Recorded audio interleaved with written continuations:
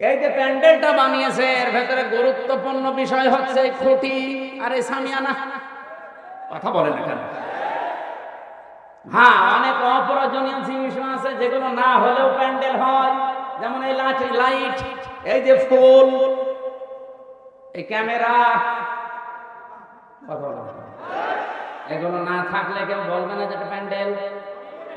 বলেন বলেন। তাহলে এগুলো কম গুরুত্বপূর্ণ, গুরুত্বপূর্ণ জিনিস হচ্ছে আসল এই সামিয়ানা আর এই খুঁটি। এই দুইটা না থাকলে অন্তত এইটা ধরে রাখা। আরো জোরে। পৃথিবীর প্রতিটি মানুষের যে 60, 70, 80, 90 বছরের কাজ আমল, এইটাও মাপবে আল্লাহ কিয়ামতে, ঠিক, কিন্তু গুরুত্বের ভিত্তিতে। তাহলে এখানে কয়টা গুরুত্বপূর্ণ জিনিস পেলাম? আরো জোরে। আপনি দেখবেন দুনিয়ার যত ইবাদত আছে প্রতিটি ফরজ ইবাদতে আলাদা আলাদা কিছু নিয়ম নীতি দেওয়া আছে।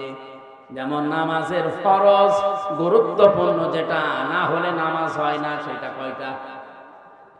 কয়টা? 13টা। কয়টা? এই 13টার ভেতরে বাইরে আছে 7টা, ভেতরে আছে। বাইরে বেশি না ভেতরে বেশি? আরো জোরে।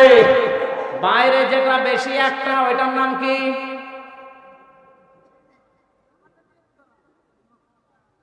শরীর পাক। কি পাক? শরীর মানে কি শুধু 3.5 হাত বডি? আরো জোরে বলেন। আমার এইটা যেমন একটা শরীর, এই পরিবারটা একটা শরীর, এই সমাজটা একটা শরীর, এই দুনিয়া একটা শরীর।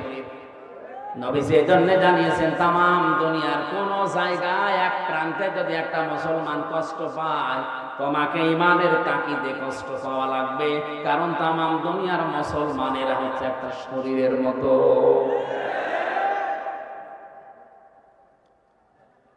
এখন আমার যে শরীরটা পাক হচ্ছে, খালি বারবার গোসল করলেই তো আমার এই 3.5 হাত বডি মনে করেন পাক হয়ে গেল। আমার সমাজও একটা শরীর, এইটা পাক করার জন্য এরেও গোসল করাও লাগবে। হ্যাঁ, সমাজ পাক করার জন্য কে দিয়ে গোসল করাবেন? এত পানি পাবেন কোথায়? এবছর শ্যাম্পু দেওয়া।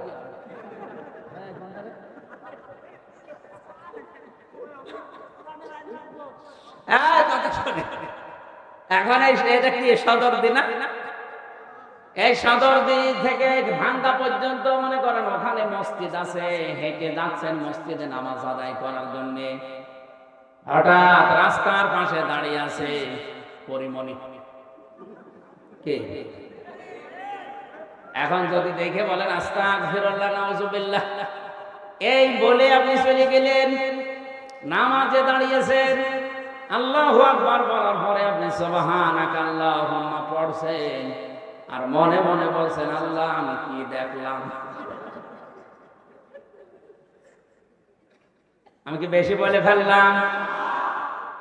আপনার নামাজ তাহলে হবে। আমার নামাজ ভাঙার কারণ কয়টা বললাম? হ্যাঁ, কি সংসার? 19টা। কয়টা? নামাজের 1 নাম্বার ভাঙার কারণ কি? কোরআন শরীফ অশুদ্ধ পড়া। 7 নাম্বার কারণটা হচ্ছে নামাজের ভেতরে আমলে যদি কেউ কাসির করে, নামাজের ভেতরে আছে কিন্তু মন নামাজে নেই, পরিমনির কাছে নামাজ হবে, নামাজ শেষ। তাহলে আপনি নামাজ পড়তে গেলেন 2 কিলোমিটার দূরে, নামাজেও দাঁড়িয়েছেন, দেখে এসেছেন, আপনি নামাজের ভেতরে মনে হচ্ছে আল্লাহ আমি কি দেখলাম, আপনার নামাজ হবে না। আরো জোরে বলেন। তাহলে পরিমনিকে মেরে ফেলা লাগবে। হ্যাঁ, কি করা লাগবে? পরে পর্দা দেওয়া লাগবে, পাক করা লাগবে, পবিত্র করা লাগবে। ওইটাও সমাজের অংশ, ওটা একটা শরীর না। বলেন বলেন। যেহেতু সমাজ একটা শরীরের মতো, ওইটা সমাজের একটা অংশ, ওরে পবিত্র করার জন্য বারবার গোসল করাবেন। কি দেওয়া লাগবে? পর্দা। বলেন বলেন। আর এই পর্দা দেওয়ার ক্ষমতা তো হামজার আছে। কার? প্রধানমন্ত্রী। যিনি দায়িত্বে আছেন, তিনি যদি একবার ওখান থেকে রাষ্ট্রপ্রধান হয়ে বলে দেয় কালকে থেকে কোন পরিমণি আর দেখা যাবে না, সব রাবিয়া বসরি দেখা লাগবে, আমির হামজারা আর চিল্লিয়ে ওয়াজ করা দরকার নেই, কালকে সব পরিমণি রাবিয়া বসরি হয়ে যাবে। তখন আপনি নামাজে যাবেন ঠিক, তখন আর মনে হবে না কি দেখলাম, কারণ কিছু দেখতেও পারবেন না। তাহলে আমরা বলছিলাম নামাজের ভেতরে ফরজ কয়টা?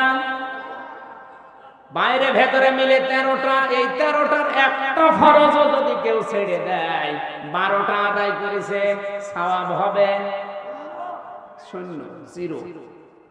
এখন যদি বলে না আমার 12টা আদায় হয়েছে, অন্তত 10টা সওয়াব দেবে, কারণ আপনি মৌলিক জিনিস নষ্ট করে ফেলেছেন। কথা বলেন না কেন? হ্যাঁ, অমৌলিক জিনিস যদি 2-1টা ছেড়ে দিতেন, যেমন সুন্নত, নফল, মুস্তাহাব, মুবাহ, এগুলো যদি ছেড়ে দিতেন বা ওয়াজিবও যদি ছেড়ে দিতেন, আবার জরিমানা দেওয়া লাগতো, সশেজদা দিয়ে ওইটা আবার পূরণ করা যেত।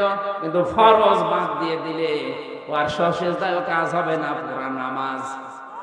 আরো জোরে সওয়াব পাবেন নাকি বলেন?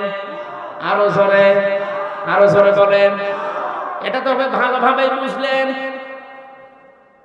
কিয়ামতের ময়দানে গুরুত্বপূর্ণ আর গুরুত্বহীন এই জিনিসটা দিয়ে আল্লাহ আপনার আমল, আপনার কাজ মাপবেন। গুরুত্বের ভিত্তিতে মাপা হবে।